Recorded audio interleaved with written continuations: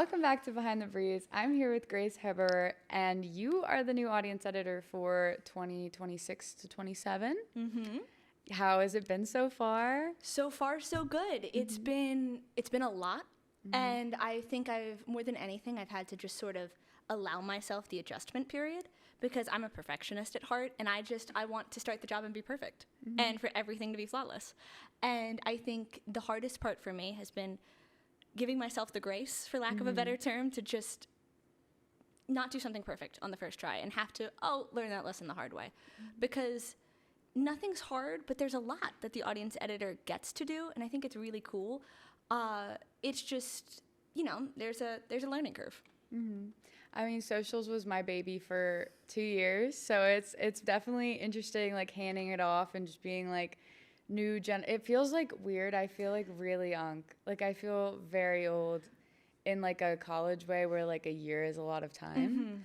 But I am very excited for you. I think it's gonna be a great fit. I think I can definitely see you being very, very good at this job. Thank you so much. No, Yeah, of course. I've had a lot of fun with it already. Of just like, as you know, on Mondays we have our meetings and just sort of talking with all of the people in the room, being like, okay, like what do we want to do this with, and what do we want to do? Yeah. And I think that's what's so fun, is because my whole background with journalism, I've always loved doing the hard-hitting stories, and I've always really wanted to be in the middle of like the meatiest story of the week. And getting to do socials has been really fun because I've gotten to allow myself to have fun and be like, okay, what's trending and how can we make that work for our platform and for our brand? And it's been a fun way to stretch a muscle that I haven't worked before. Yeah, it's definitely a jump from journalism. Like you're still doing kind of journalism, media stuff, but you're not doing as much of like you're still doing stories. We're going to talk about Inauguration today because that's something that you covered.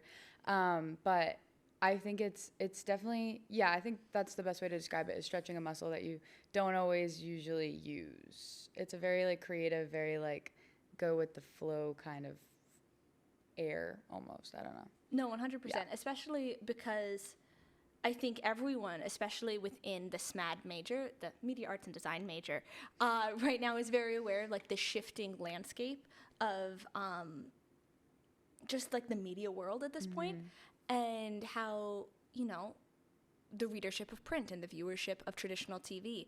And so I'm really happy to have this opportunity to work with social media, which everyone in my life consumes on a regular basis, and to be like, okay, how can I bring what I'm passionate about, which is the news, and bring this to you in a format that you want to consume. So I've really enjoyed it. So I know you covered the Inauguration, which is a huge event to cover as a freshman, and I saw your social media reels about it. I saw all the coverage that you did as audience editor, but what was it like covering it as a journalist? Yeah, no, it was such an exciting opportunity to have.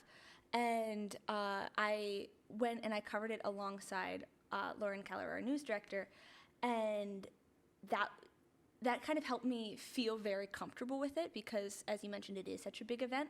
And so I trust her eye for news and the way she goes about reporting stories.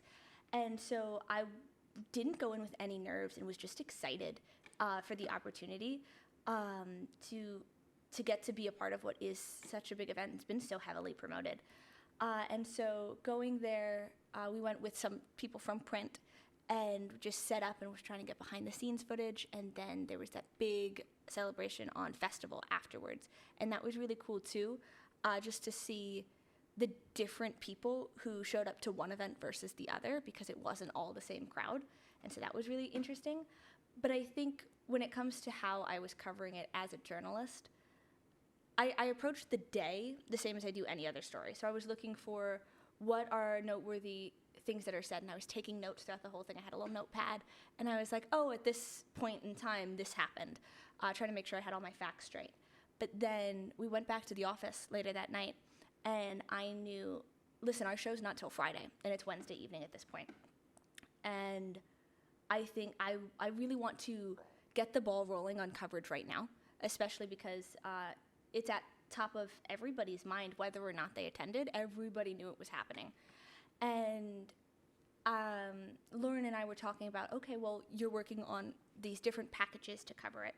But because I've been working in the audience editor role for a couple of weeks at that point, I sort of wanted to experiment, like, okay, how can I tell this story for socials where people will just, it's the end of the night, people will be scrolling, and it just pops up on their feed, and that's kind of what I was searching for. And so I actually had a lot of fun making that initial reel, because it wasn't a format, I guess, I'd seen us do before, and I just sort of sat in my office and was like, okay, how do I do this?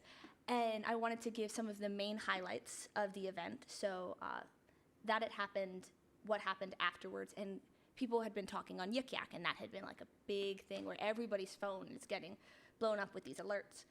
And I wanted to hit those main points and then bring it back to our show and have that little way to promote Breeze TV, because I think a lot of people don't know that we're on or know what time we're on. And that's something I've been working on a larger scale in my role as audience editor, is trying to get us on campus TVs and get more people following the content we do, because I think we do very high-grade journalism. I'm very proud of it. Mm-hmm. And I know you did cover like a lot of the inauguration stuff, but was there anything that was like the highlight, or anything that you were like, that made you feel like this was like a big event? Yeah, it's a good question. I think what made me feel like, wow, like this is a big event, was press had to get our own press passes, and that's always cool. I always like when we need special credentials, and we went in through a different entrance to the AUBC. And then afterwards, we ran into the former president of JMU, and I had the opportunity to interview him. And that was a really cool opportunity, because he's, as you mentioned, I'm a freshman, he had never been my president. Mm-hmm. And so it was kind of cool to get to meet him and sort of understand on a more personal level how the leadership at JMU has changed, mm-hmm. and how, oh wow, President Schmidt isn't the norm, because he's very personable. He wants to be President Jim. Yeah. And it was really such a cool opportunity for me to see where we've come from and who we've been after the inauguration that's so focused on where we're going. Mm-hmm. It was really interesting, like, watching the coverage, because, I mean, we had our meeting with President Jim, like, way back in the summer for Breeze Camp, because or I think it was maybe a little bit after, but he just wanted to come in and, like, talk to us and see, like, how student media runs here. And I just thought it was really interesting, because I'm like, I don't think anyone has done this yet, or not at my time, at least. I mean, I wasn't always going to Breeze Camp. I think I just went the 2 times, but he seems like a very different vibe. Yeah, no, I think that's one of his strengths, is that he's incredibly personable, and you can tell that that's something he prides himself on. Mm-hmm. And I believe he mentioned in his inauguration speech that whenever he's having a hard time, just to go back to the students and to interact with them and to kind of remember who you're doing it all for. And we've covered him quite a bit recently, because the strategic plan is coming out, and then the inauguration and all. He's a big topic of conversation, and he's so ready to meet with the people who he leads, because he doesn't want to be like some untouchable dictator. But he clearly loves what he does, and it comes through. And I'm very, very happy to be at JMU during this time. Yeah, I mean, it's exciting. It is very exciting someone who's kind of leaving too, just to see what not leaving, I'm here for another year, but like, as you have 3 years left, like, you're not even halfway through. I'm over halfway through. It's definitely like encouraging to see that, like, I'm going to come back as an alumni, and the school hopefully will be better or more community based. I know that he was pushing making it not so much a commuter campus, and bringing people back to campus, which I think is something that I was lacking these past few years, just being a commuter, because I'm not really on the quad ever. I'm not really like around campus. Like, I come to class and then I leave, and it's nice to see that he cares about that. I don't know. It's never something that I thought of until I watched the coverage, and I was like, oh, yeah, we are kind of becoming a commuter campus. No, I couldn't agree more. It hadn't even crossed my mind. Mm-hmm. And then I was speaking with some of my friends from home back in October, because it was October when I had to start looking for leases and getting ready for next year, because like otherwise you're kind of screwed if you don't have something No, yeah, you're locked really in. screwed. Yeah, you have like actually no chance of getting housing if you're not ready and signing by like October, November. No, November's late. And it's so much pressure too, because like I just moved here 4 weeks ago. And so I was talking to some of my friends, and they're like, what do you mean you're looking for an apartment? Like, what do you mean you're 18 and signing a lease? Yeah. Like, what's happening? And so, but I hadn't even fully realized how that would affect JMU's community until I heard President Jim mention it. I was like, oh my gosh, because community is so integral to JMU. And I think strengthening that is just so exciting. Yeah, I think it is crazy. I mean, not to keep talking about the housing stuff, but I genuinely think it is crazy that we do not have more on-campus housing for like sophomores, juniors, and that like the culture is that after freshman year you move. No, and that's the norm. Because too. that's not the norm other places. No, I know, yeah. but like it's spoken about here in such like a, oh yeah, like where are you living? Yeah. Like, oh, where are you going? Because it's not here. No, like yeah. You're not. Well, I had 2 roommates last year who lived on campus. Like 2 of my roommates who I live with now lived on campus last year. And they loved it. I mean, you can walk to classes, especially with the gas prices right now. Walking to classes sounds really nice. Like, I just think if we had more of like a community campus, like I want to be able to walk out of my dorm and get a cup of coffee, like, or walk out of my house and get a cup of coffee. Like I don't know if I have to redact this, but I live and I can't really walk anywhere. You can walk to like the Dunkin', but that's a little far. I just wish I had 2 years on campus, but 2 years on campus in like a better dorm situation. I know Grace is nice, but it's like my friend just found out, like truly just found out that she got an apartment on Grace. And this whole time I've been like, girl, like, like time is running out, because if you don't, where are you it's going? April. Yeah, like what? Like you what can't do anything. Doing?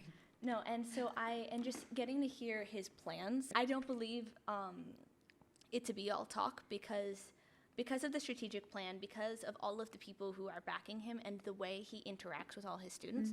I don't think that he's just saying pretty things, but I really do believe that he has a plan on how to make his goals happen, and that's what excites me, especially as someone who's so like finger on the pulse as to what's going on in JMU and Harrisonburg.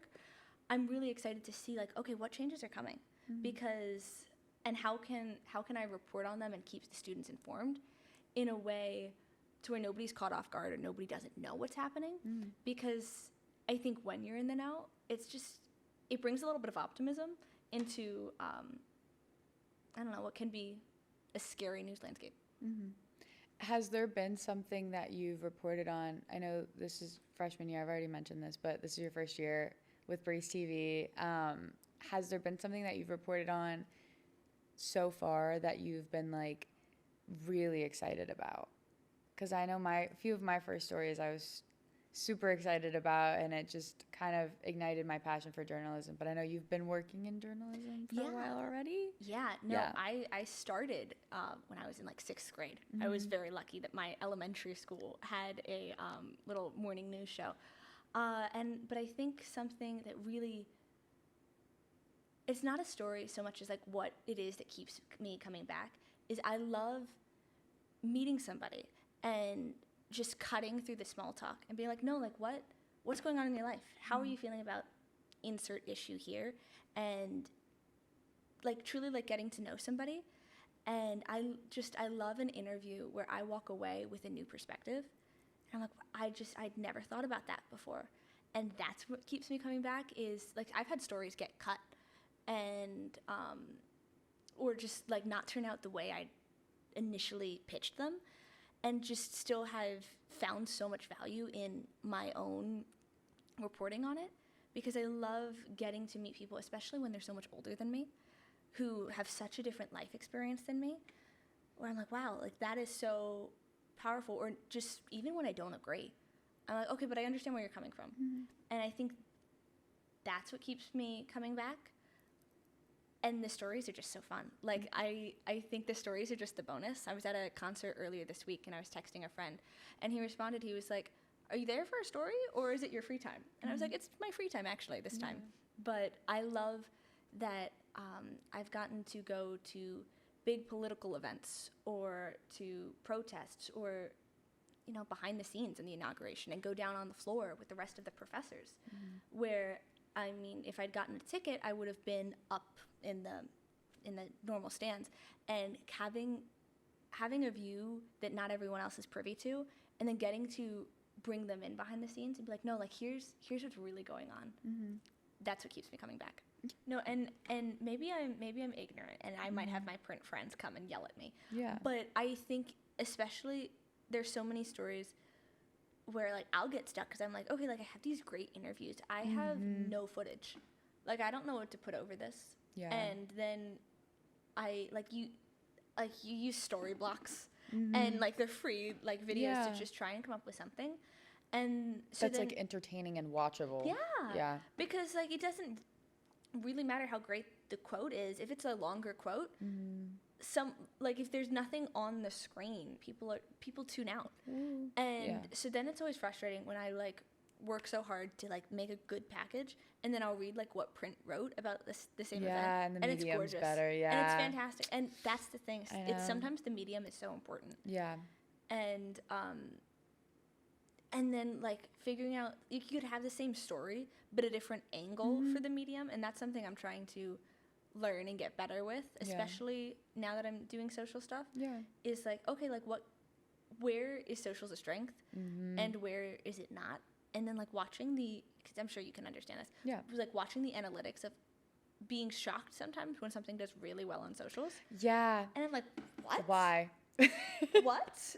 And it's my story, and I'm like, why? Why are you watching Who's that? watching this? No, And then trying to like adapt and be like, oh, like clearly this is something that people care about. Yeah. I mean, I always try and report on things that people care about, but the things that people engage with were always very interesting to me. It's fascinating. Yeah, I never really ever got a great grasp of what people really want to see, because it's always a very weird spectrum. Yeah, and like Alexa's Spider-Man story is still getting likes every single day. Yeah. Every single day, and it's fantastic. That's why I logged out. It was like beam, beam, beam. I was like, thank God I can leave. No, just goodbye. Yeah. No, and then it's like on somebody's story, and I'm like, oh, like fantastic, great. Yeah. But it's 6 weeks later. Yeah. And then there will be like the inauguration day reel that I did. We got a uptick in followers, and then put up a news story, and we had a little dip, and it's like, oh, so it's just strange. It's fascinating. Yeah, and the algorithm does so much for that too, and you'll see within the next year, however long you want to do this, it's a weird terrain right now. Yes. Like socials is just a very strange place to be. Not to sound like Debbie Downer about it. It's just nobody really knows what they're doing yet. Yeah. I mean, some people have it. Some schools have it down pat. They're really doing well with their socials, like their news organization socials. We're young when it comes to that. But I'm hoping that might be a strength for us, because we might be able to find Adapt. some things that, No, and I think I very much agree with you there, because when me and Issa and I first found out that we were going to be the audience editors for print and TV respectively, we met up and we each had our laptops open, and we're like, okay, this is what we're doing now. This is what each of us want to do, and this is how we're going to change things. This is what we're keeping the same. These are the people who we're taking inspiration from. I love when they do this. Issa she had so many examples. She's like, oh my gosh, look at this. I want to change it. And it was so cool how we were able to bounce ideas off each other and take inspiration from other people, because we're not locked into anything.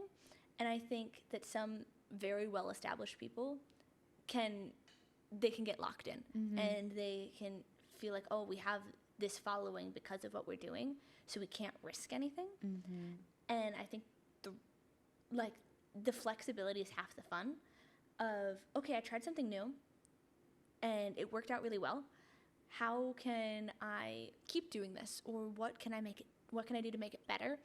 And socials wasn't something I really was planning on doing when I first came here, But now I'm just so excited by the way it's sort of stretching the way I think about telling stories, because I think I'd come in with a very rigid approach.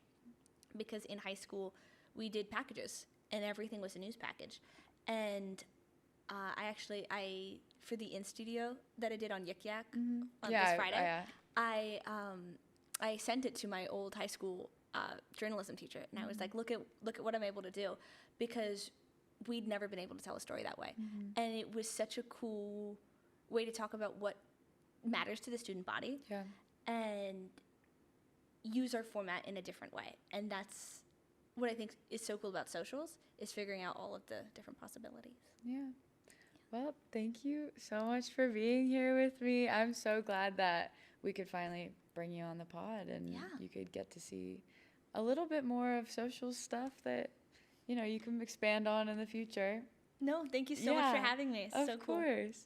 We'll be back with another episode, not next Wednesday, but the Wednesday after. Thanks for watching. I don't know why I did this.